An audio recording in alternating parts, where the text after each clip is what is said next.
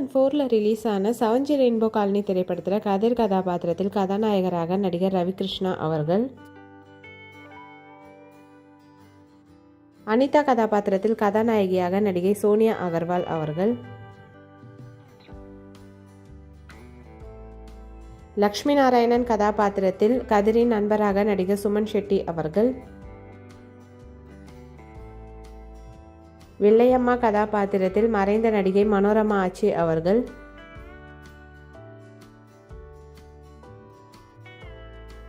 அனிதாவின் அம்மா கதாபாத்திரத்தில் நடிகை சவிதா அவர்கள்,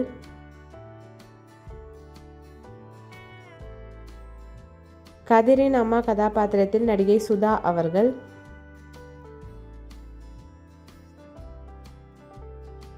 அனு கதாபாத்திரத்தில் கதிரின் தங்கையாக நடிகை சுதீபா பிங்கி அவர்கள்,